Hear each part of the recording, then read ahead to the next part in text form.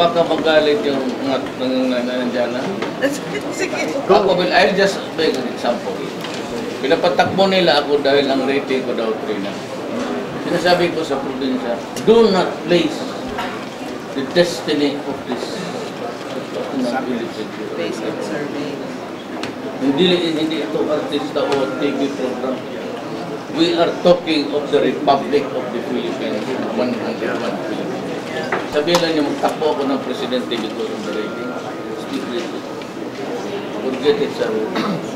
Do not ever tinker with your vote. Yan. Sir, ilang percent na yung decision nyo sa pag-decide for presidency, sir? Yung kay Dilima, ilan yung kanya? 18. Sa'yo, sir. Balik ka rin ko na itong akin, 20 lang ako. Ayaw kong lumapit sa kanya. Hindi ko siya type. Lying eh. Kasi sa totoo lang, honestly, nandyan mo yung Diyos. Ako mismo kasi ano. Kasi nga, sabi ko, pamilya ko, pera, pamilya. I'm just giving you one answer para it is no longer my time. Hindi ko na kasi panahon. Malaman ko man kasi kung panahon. Had God intended me to be president, He would have opened the doors for me when I was younger. We would know because we would be facing immoral practices. You know, I'd like to remind you, si Dante's Inferno, that the hottest place in hell is reserved for persons who are moral crisis maintained. Baka darating. It is a topic for the deadline of the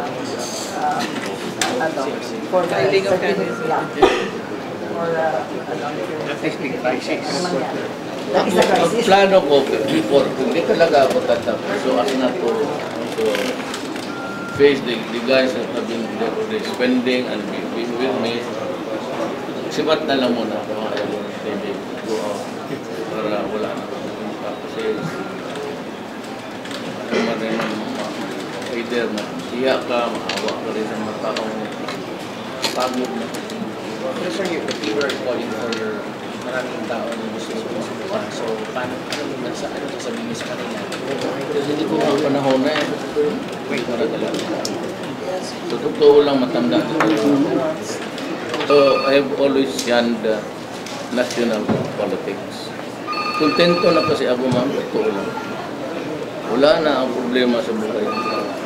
Sir, can you just make a follow-up on what you said, that what would compel you to run this after quote-unquote, if there's a moral crisis, and when it was asked,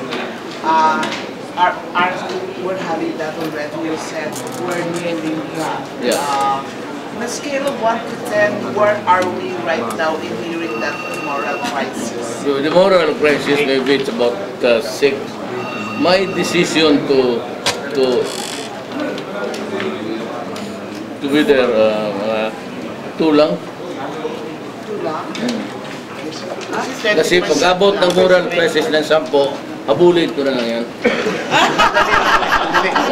Nasa 6 na. Pero ngayon, 2. Pero I'd like to tell you that I'm a liar.